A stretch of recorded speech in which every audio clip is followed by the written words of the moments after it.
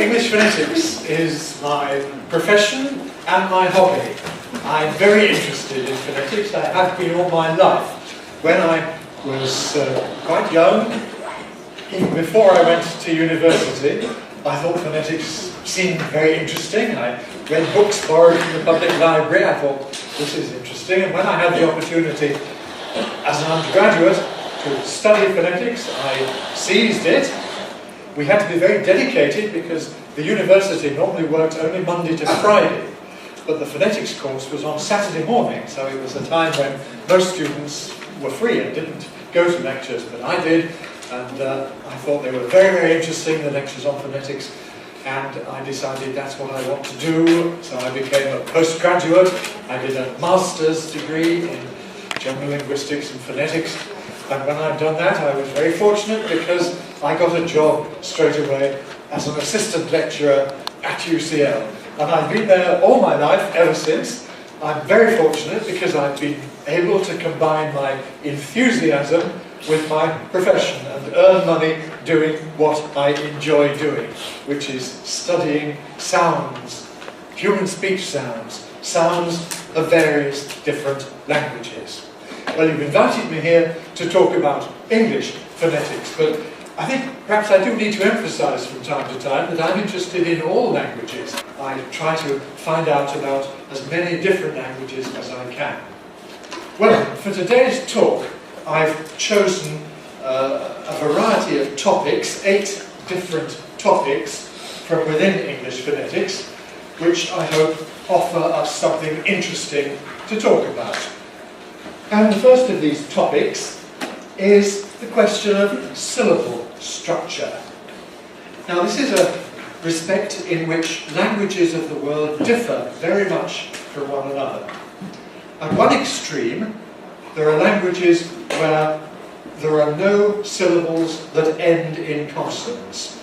The only possibility is consonant vowel or just vowel. And Hawaiian is an example of such a language. Think of Hawaiian names like Waikiki or Honolulu.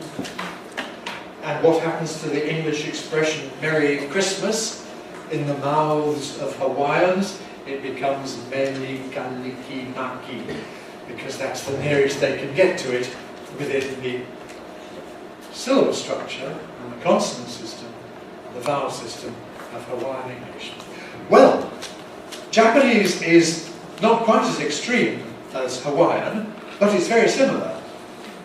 You only have one possible final consonant in a word, which is the N, the syllabic moraic nasal, and you have this possibility of doubling obstruents in the middle. But this means that the way you perceive English words that end in a consonant is different from the way we think of them as native speakers of English. And we can see this immediately if we look at loan words or Japanese versions of English words. So if we start by considering the word back, the English word back, in Japanese what happens to this? It becomes baku. And my point is that back to an English ear is one thing, one syllable, whereas baku to a Japanese is 3 things. Baku. Good. Good though. One thing for the English, 3 things for Japanese. Come, one thing in English. Love, 1 syllable in English. Wrong, 1 syllable in English. So, in order to get inside English, you have to perform a mental feat. You have to change your way of thinking. Just as I, to get inside Japanese, have to think of these things differently and think how it is for you, and come up with baku or buddo, looking at it from a Japanese point of view. And I think it's very important when studying a foreign language to try and get away from your own language and get inside the foreign language that you're studying. Though that may be very difficult to do. Well, English has there plenty of words, syllables that end in a consonant. Coda, consonants, as they're sometimes called. Here's a whole lot of words ending with consonants. All the various different English consonants that we can get at the end of a word. So we go through the English sounds, really, all the consonants. Ripe ends in p. Shut ends in t. Look, each of these is one syllable, not 2 or 3 or 4 syllables. Job, bad, big. Rough, love, deaf, smooth. How many moras does that seem to be to Japanese? Su, mu, u, zu. How many is it to English? Smooth. 1. So you've got to get inside that and think of it as one thing. Face, cheese, cheese, cheese, cheese, cheese. Push, beige. Not many words end in je. There's one that does. Colour. Rich, edge, come, pen, sing, sell. Sell? No. Sell. Sell. So there we've gone in fact through all the possibilities for a single consonant at the end of a simple short English word. But that's not the only difficulty or difference, shall we say, between Japanese and English for syllable structure. As well as the general question of coda consonants, there's the question of consonant clusters, where instead of having a single consonant at the beginning or at the end of a syllable, we have 2 or sometimes even 3. So, again, if we take the word price, to Japanese it might seem to be 4 things. In English, how many? 1. Price. Try doing it as 1. Price, price, price, price. Twice, twice, twice. Slice, slice, slice. Milk. No? Milk. Milk. One thing. Milk. Milk. Milk. First. First. Not possible, but first. First, first. Consonant clusters then, you have to get this idea that you can have more than one consonant together, which really doesn't happen in Japanese except for combination with yen. Here are some more examples of the same thing, initial consonant clusters at the beginning of a word.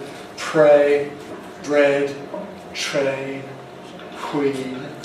And then 3 consonants, for example, in splash, splash, splash.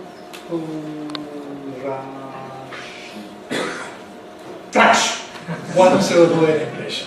Just try saying splash, splash, splash, splash, splash. Okay. Well, the same thing applies at the end, final consonant clusters. We had milk a moment ago, milk, milk, lamp, lamp. Of course, Japanese does have these nasals before another consonant, so lamp is in a sense easier for Japanese learners than some of the others. Left, left, 1 syllable. Fox, fox. 2 sounds there, 1 letter in the spelling. Wasp, wasp. Again, 1 syllable, wasp, wasp. Now that ends in sp, but because in English we need to be able to make plurals, if we have sp, we must also be able to have wasps, wasps, wasps, wasps. Again, 1 syllable in English, wasps, wasps, wasps. Now you see that silly little trick. If you're a teacher, that sort of thing amuses the students or regains their attention if they're becoming bored. And you can easily do this. This is done in PowerPoint, and anybody can put this together with a few pictures, which you find by going to Google Images. And you type in a word, and you will find a nice picture of whatever it is you want. That's what I did in order to get these slides ready. That's not the end of it, that's not the worst of it, because we've got these words that end in a consonant, It's not too bad if the next word begins with a vowel, keep out, keep away, but sometimes the next word begins with a consonant. So we have to be ready to do something immediately after it. Keep trying, and not keep trying, but keep trying, keep trying, keep trying, keep trying, keep trying. We don't even really release the audibly. We don't say keep trying, we just say keep trying, keep trying, keep trying, keep trying. Rub, rub hard, rub hard, rub hard, rub hard. Not me, not me, not me. We don't say not for me, we say not me, not me, not me, not me. Those of you who know about glottal stops perhaps know that in this position many speakers of English make the T sound at the glottis rather than with the tongue tip. So we often say not me, not me, not me, not me. You can do that as well if you find it easy. You can also make the T with your tongue tip, not me in the traditional way. Not me. Try not me, not me, not me, not me, not me. Yes, one of the things about a phonetics class is everybody has to be ready to say things to make a fool of themselves. And this is sometimes difficult to begin with. We feel embarrassed making noises in front of other people. Well, if you want to study phonetics seriously, you've got to do it, and you've got to be ready to speak out in front of other people and not to be too embarrassed about it. So let's again have everybody saying, not me, not me, not me, not me, not me, not me. We don't say good day, good day. We run the two D sounds together. Good day, good day. We make a single long D, just like you do in good day, good day, good day. So you do the same thing in English. Good day, good day, good day, good day. Who are the people who say good day? Australians. We don't really say good day in Britain or in America. I mean, yes, it's literary, it's formal, but it's not the usual thing we do. Whereas Australians all the time say g'day, g'day, g'day. And so we think of that as an Australianism. Back. Back garden. Back garden. Back garden. I grow flowers in my back garden. What do Americans call a back garden? Backyard. Okay. English, back garden. American English, backyard. Because round our houses, English people have a garden, Americans have a yard. Back garden. This is like good day. We don't release the first k. We don't say back garden. We say back garden, back garden, back garden, back garden.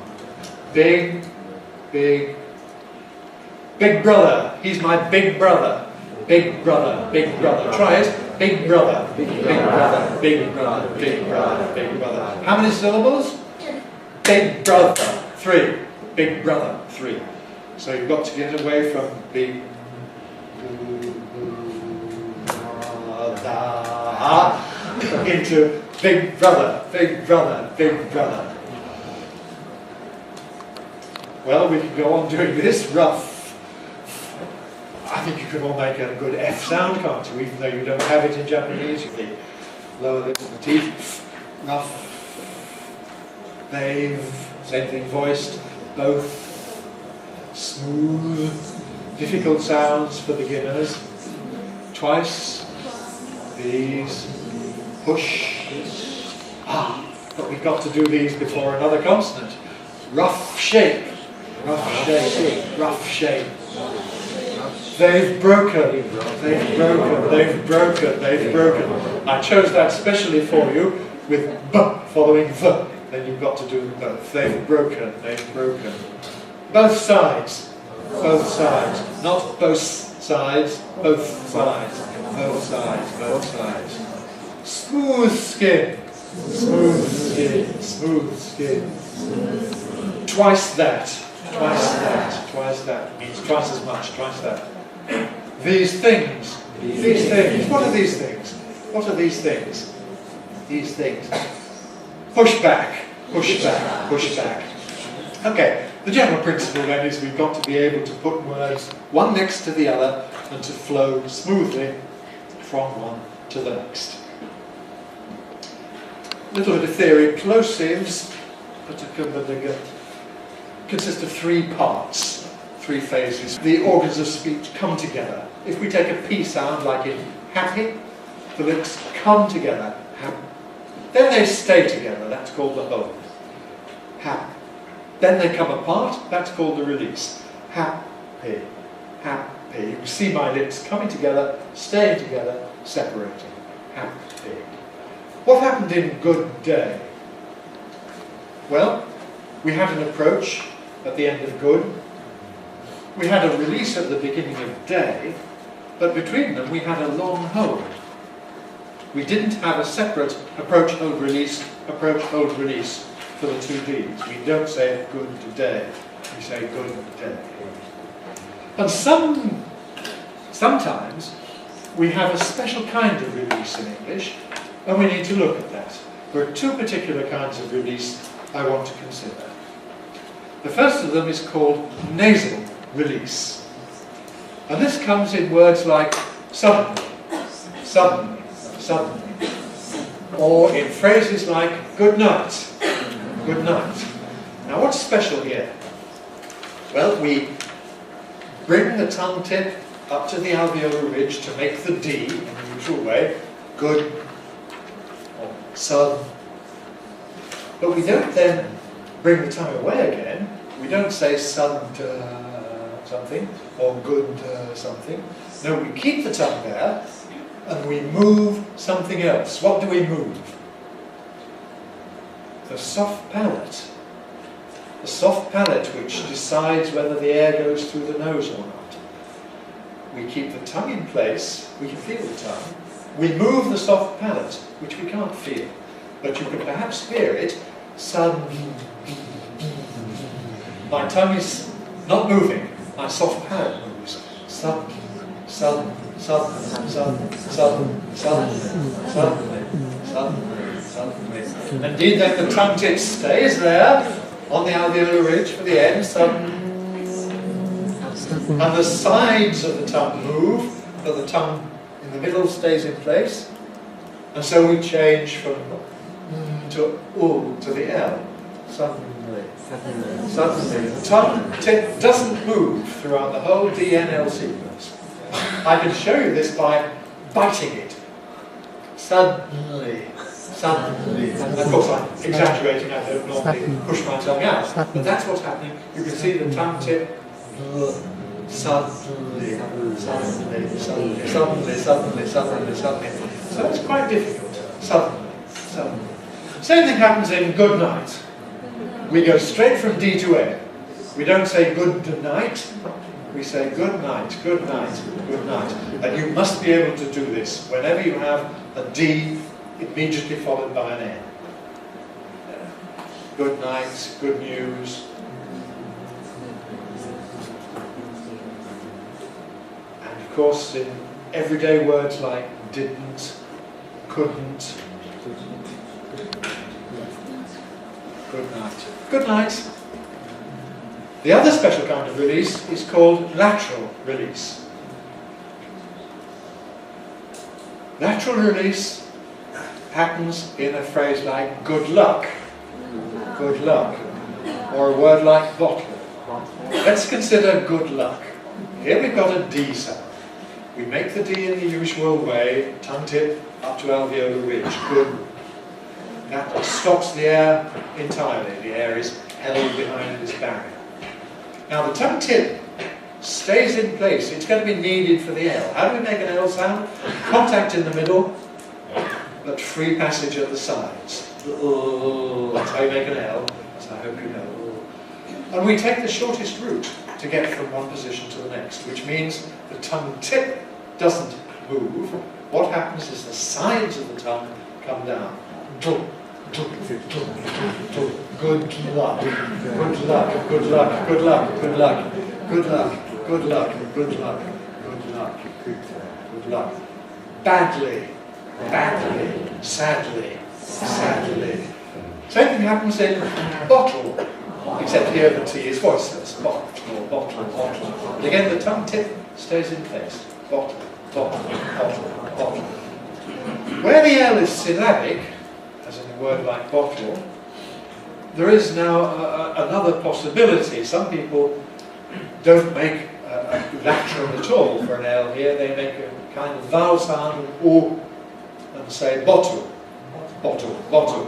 This is not regarded as entirely correct, but there are millions of people who do it, so I don't see any reason why foreign learners of English shouldn't do it as well, if it's easier. I'm saying middle instead of middle, and bottle instead of bottle. But I don't do that. What I do is lateral release in both of these words. Bottle, good luck. Here's some more examples of the same thing then. Good night, nasal release, garden, didn't, what name, button. Just try all of those. Good night, garden, didn't, not didn't,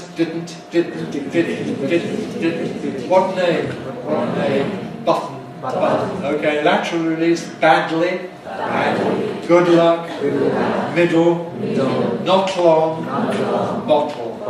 Okay. New topic, vowels. Now, Japanese has a very simple vowel system, only 5 possibilities, in, e, a, or u, which is fine. Many languages are like that, same vowel system in Spanish, for example. But English is difficult in that English has many more vowels. This means that anybody from a Spanish-speaking or Japanese-speaking background may find it difficult to distinguish certain pairs of English vowels because they sound the same to you, or they sound very, very similar, variants of the same thing. An example of this in English is the vowels a and a, which we have, for example, in the word track. There's a railway track, track, track, and this lorry, this vehicle, which is called a truck. Truck, truck, truck. And so this is the difference between track and truck, and track and truck. And I know that from a Japanese point of view, both of these seem to be the same thing. Toraku, yes, toraku, toraku, toraku, same ah. But if you say truck and truck, not very good. They both sound the same. They're different in all kinds of English.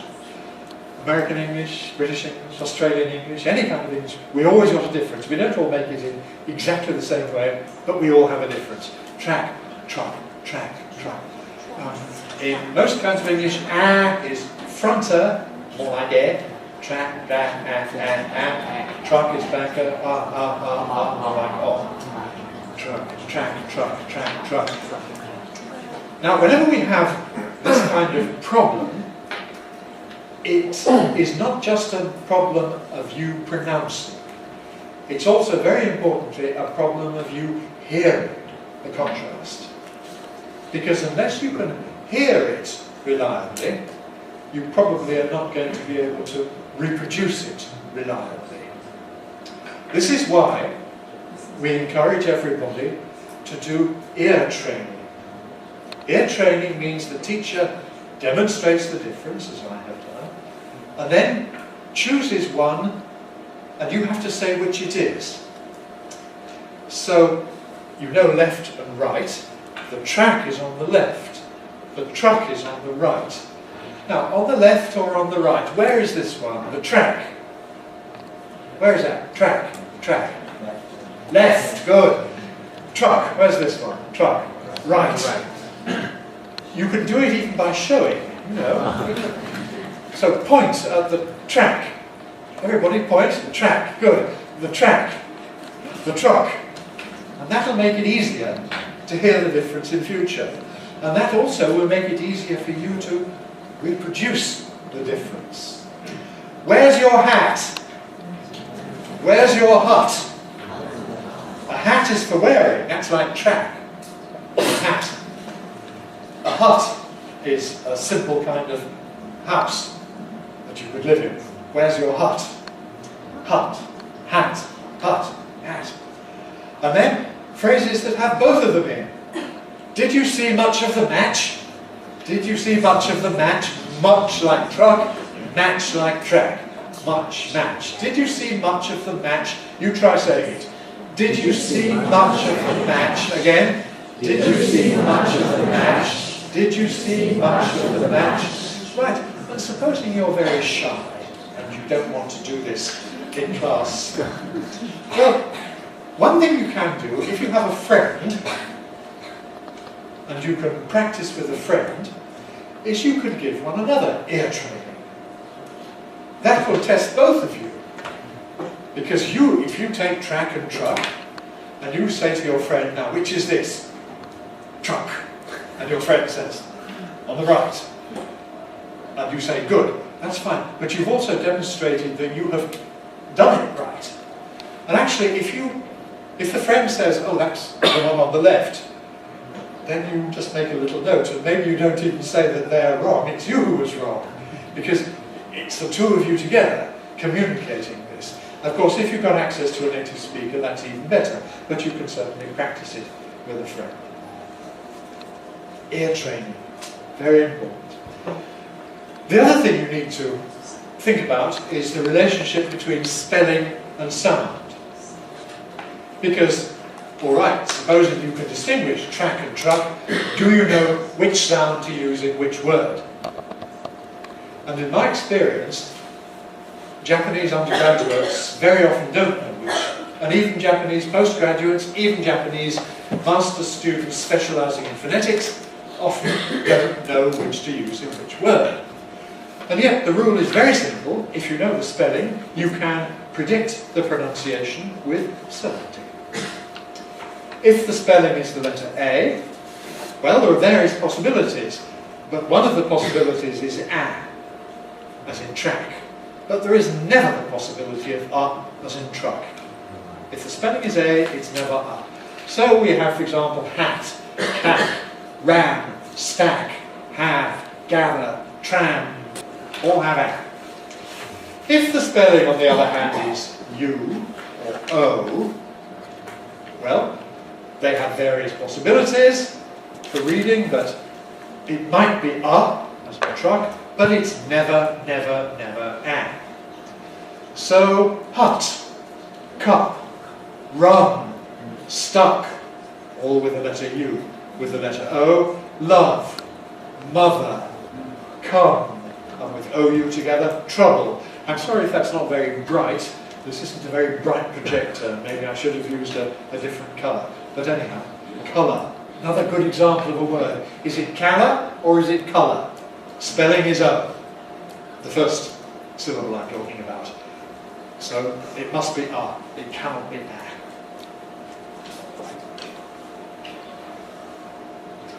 Another vowel pair that gives problems to some learners of English is the difference between R and For example, in a race, at the beginning, we have the start. Start, start, start. And this lady is a nurse. Nurse. Different sounds. Nurse, nurse. Start, nurse, start, nurse.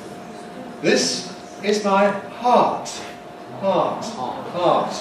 If something is unpleasant and it causes a pain, it hurts. To hurt, hurt, to hurt. Heart, hurt, heart, hurt.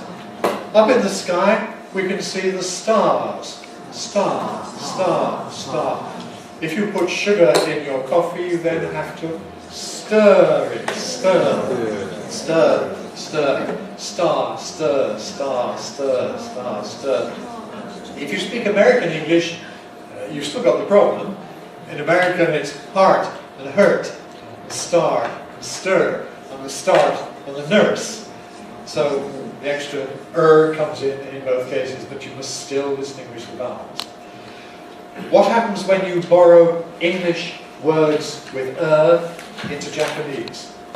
When I first came to Japan, I was puzzling through my list of katakana and working out what signs said, and I saw this sign that said Sa-a-bi-su.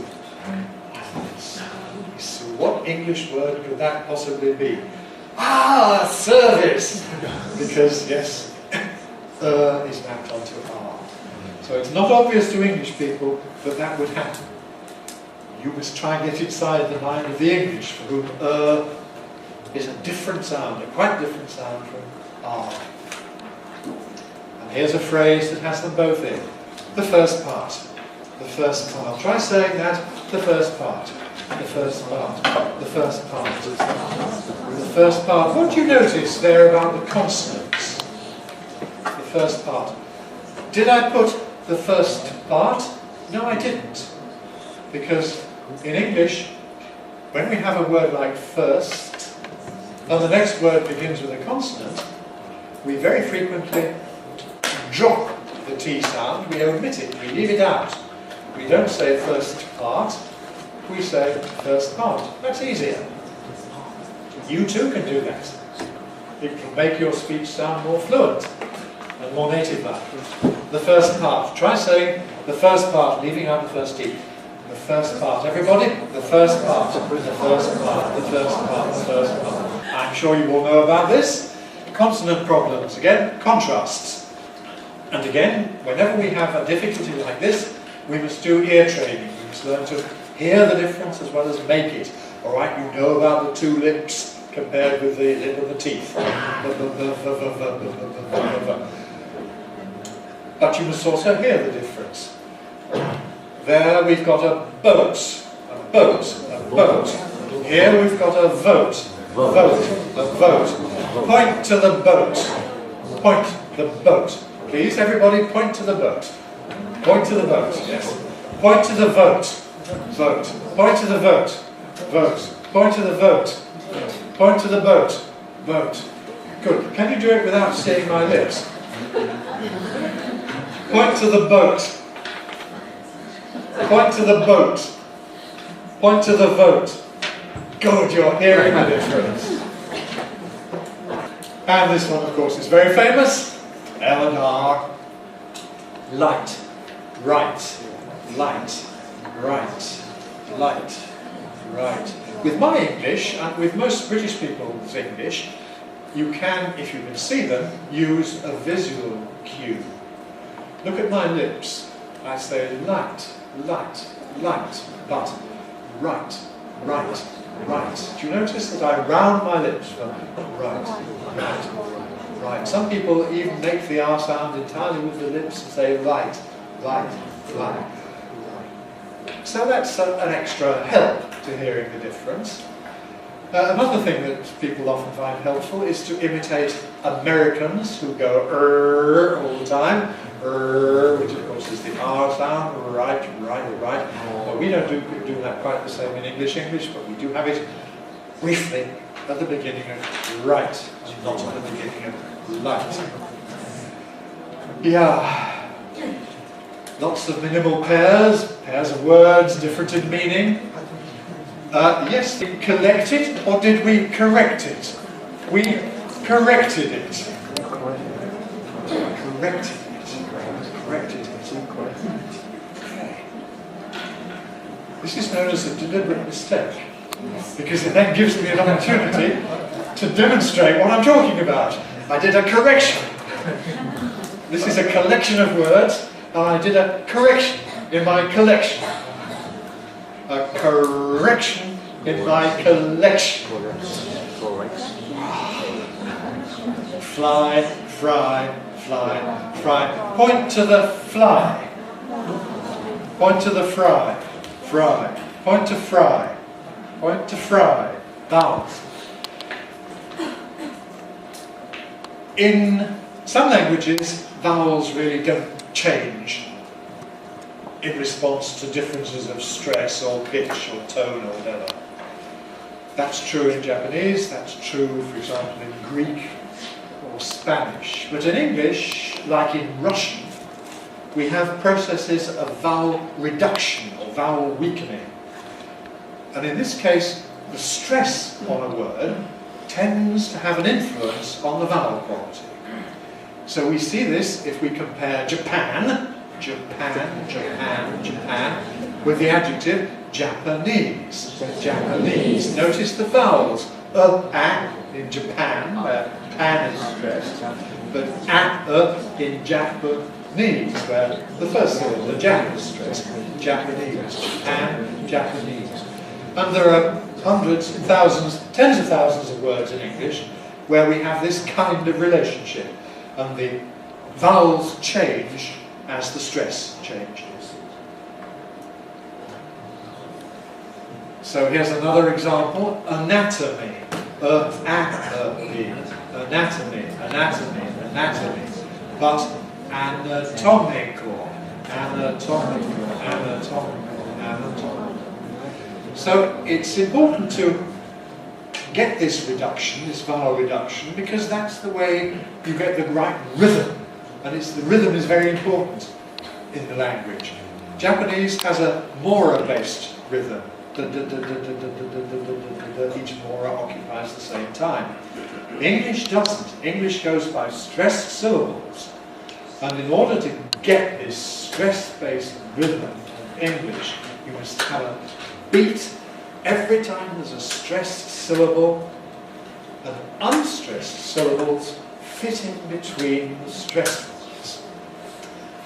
That's why we get this reduction where there's no stress. Next topic, compounds, word stress. In English we have plenty of expressions that are compound nouns. That's where two nouns come together and they make a single unit. So a lesson about music is called a music lesson. A music lesson.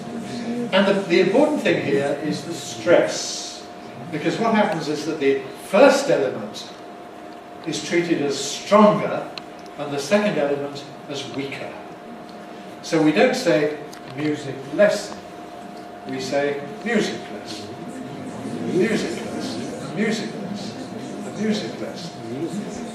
Many Japanese learners of English don't know this and don't do this. It's difficult because the spelling doesn't tell you. The spelling is fine if we write the words together in one word, like bedtime, but in many cases we don't do that. Here's another example: tennis court. Tennis court, tennis court. It's a court for tennis. It's not called a tennis court. It's called a tennis court. Tennis court. Tennis is strong, court is weak. Tennis court, tennis court, tennis court. Another example of this, which is very good because it shows what happens to English words in Japanese, is the word credit card. Credit card, that's a compound in English. Credit card. Credit is the main stress. What happens to it in Japanese? Credito cardo. Credito cardo. Credito cardo. Is that right now? Credito cardo. Alright. And we hear the cardo as if the main stress is on cardo. But in English it's on cred. Credit card, credit card, credit card, credit card, credit card. There are some compounds that don't follow that rule, but have the second element as the strong one, and the first one as the weaker one. So, we normally speak of a ham sandwich. Ham sandwich. This applies to all kinds of food where the first word tells you what is in the food, and the second word tells you what form it takes. Like a ham sandwich, or fish soup, cherry pie. Okay, a ham sandwich. Ham and pineapple pizza. Ham and pineapple pizza. And it's rather similar when we consider a leather jacket. Now this isn't something to eat, but it's clothes. And again, the first word says what it's made of, and the second word says what form it takes, what shape it takes. So again, we call that a leather jacket. A leather jacket. So this is just a little bit confusing, that we've got the regular compound rule, which is most important to learn about, but then these are exceptions, these particular categories. Something else that happens in the late stress compounds is called stress shift. In fact, this comes in phrases. Whenever we have a word that has more than one stress in it, followed by another word with a stress that is strong. So the word Japanese, for example, it's actually double stressed. It isn't Japanese, it's Japanese. Japanese. Japan, but Japanese.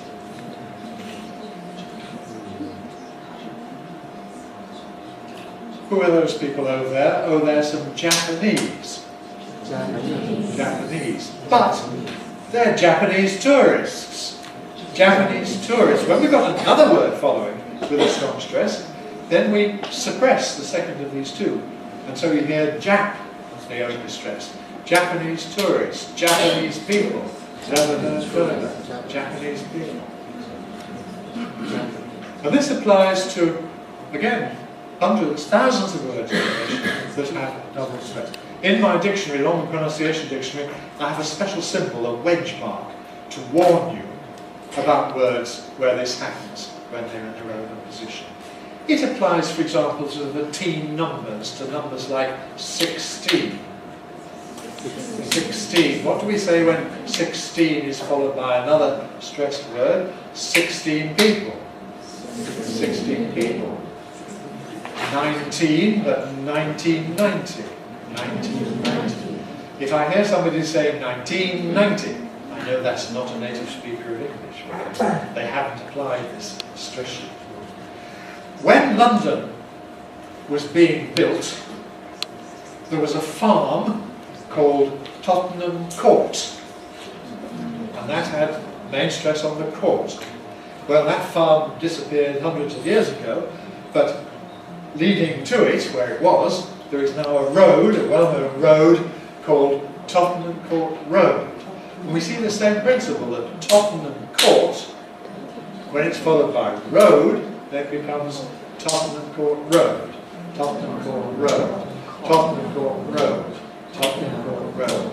It tends to be difficult for visitors to London for the first time to say.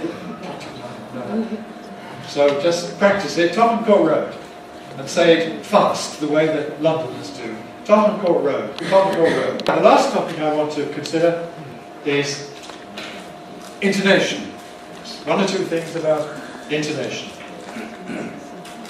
The most important thing in intonation when you're speaking English is to put the nucleus in the right place. That is to place the fall or the rise, whatever the tone is, on the right word. Which word are you going to emphasize most in the sentence? And the most important rule that you need to learn is that we don't put emphasis on repeated words normally. When a word has already been given, it's already been mentioned, it's already been used, it's old information, then we de-accent it. We put the nucleus of the intonation on the new information. So if I say, Sally's got a dog, you might ask me, well, okay, what breed of dog? What kind of dog?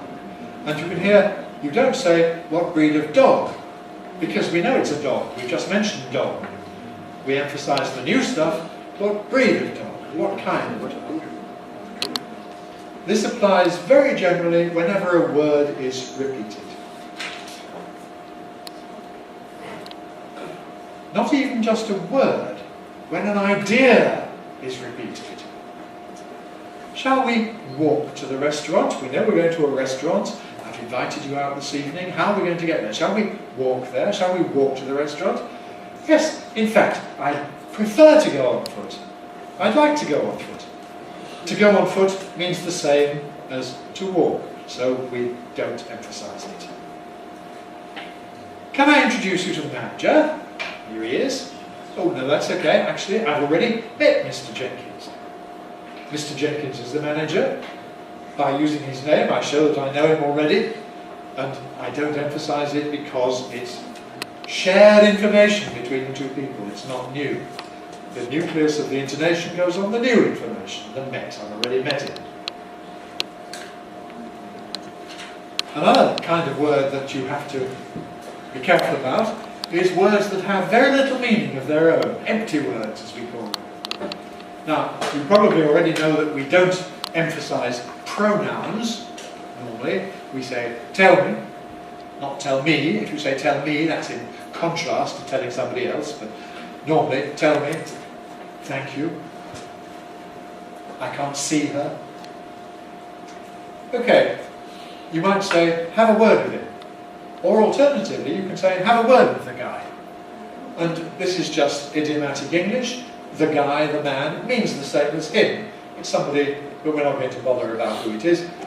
We've referred to him already. This is really an empty expression, like a pronoun, so we don't emphasize it. Have a word with the guy. If you say have a word with the guy, well, it suggests a not with the woman, or a not with the dog, or something strange like this, you see.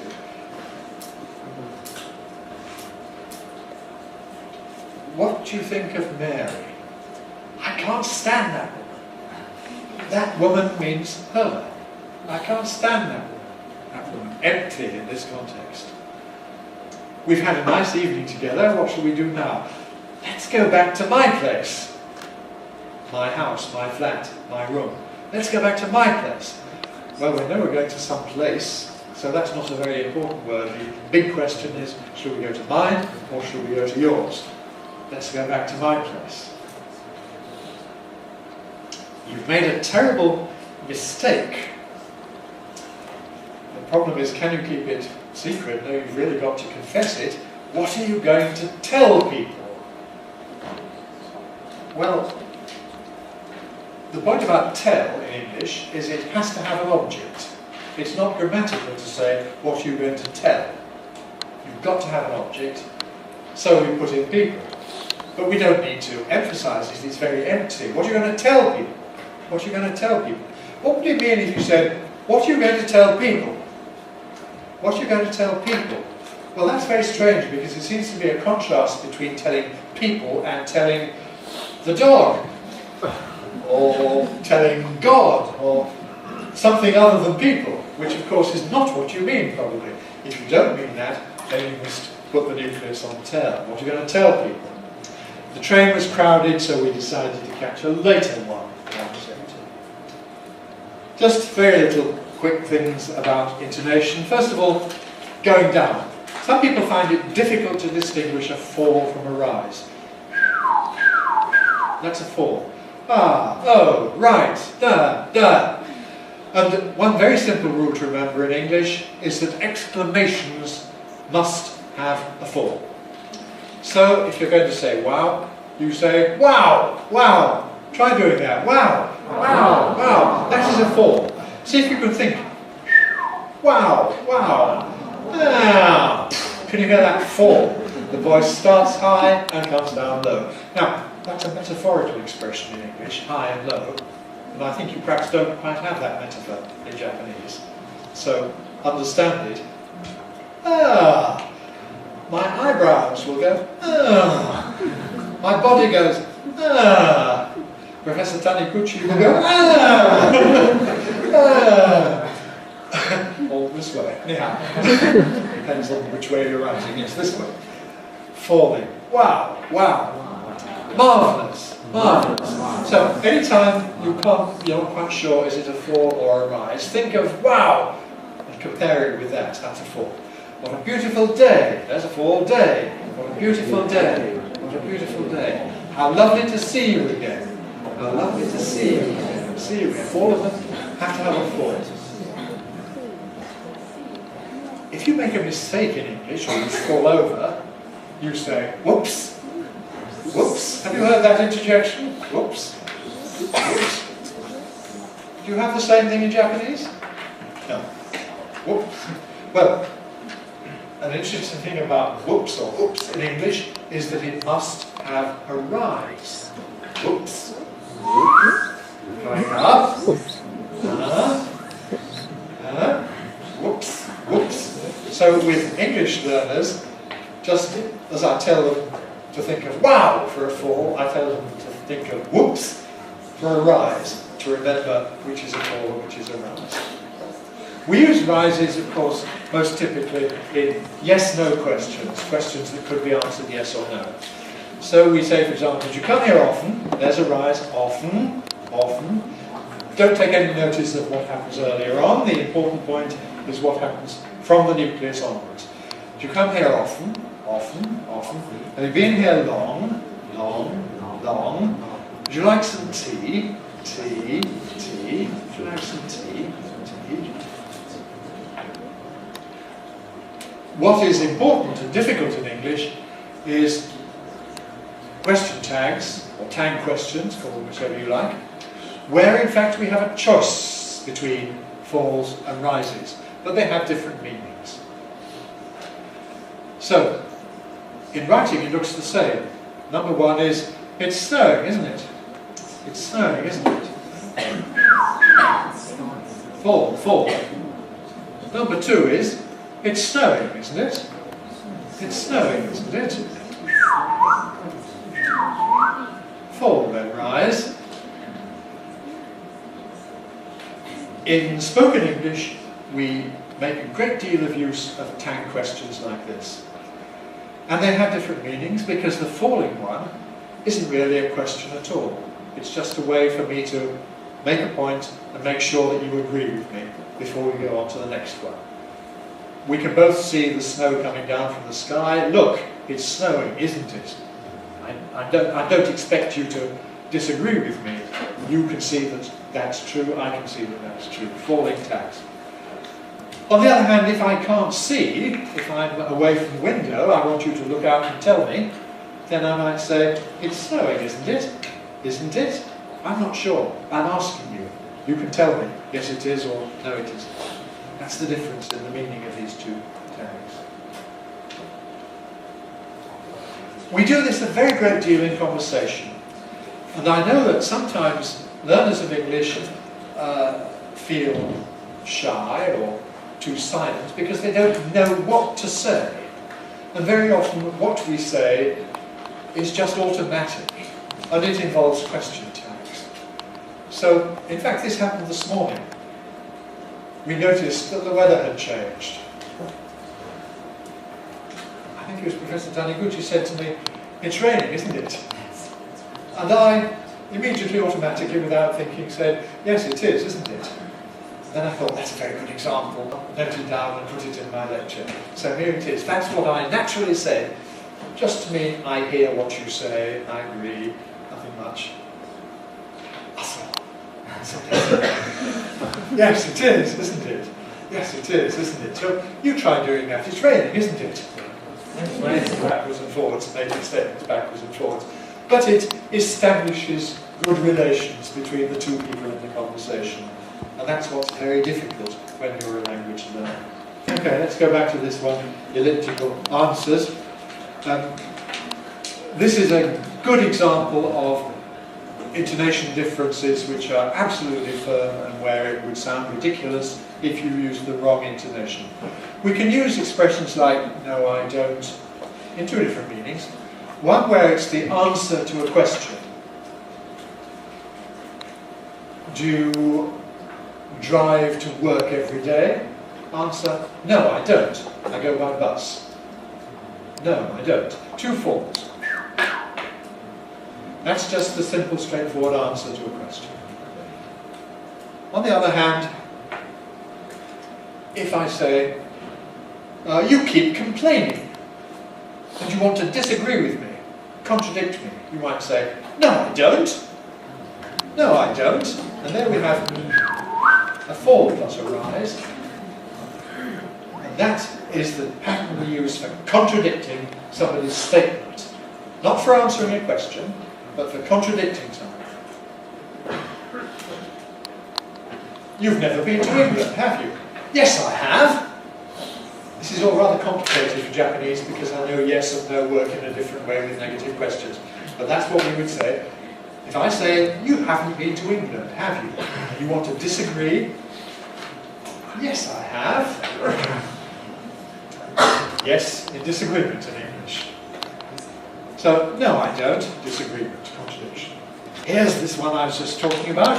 You haven't done your homework. Slightly longer version. Oh, yes, I have. Oh, yes, I have. And if I think you're wrong and I want to disagree with you in turn and contradict you, I'd say, oh, no, you haven't. Oh, no, you haven't. Oh, no, you haven't. This, in fact, forms a kind of game. And in pantomimes, in English theatres at Christmas, we have special shows for children called pantomime, and this is one of the regular things that happens in a pantomime. There's a dragon, for example, who comes onto the stage and everybody's frightened. And the person here in the middle of the stage says, "The dragon's gone away."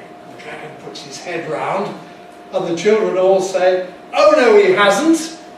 No, he hasn't."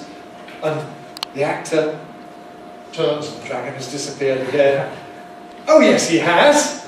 Oh yes, he has."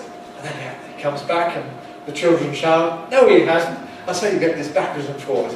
"Yes, I have. No, I haven't." And so on.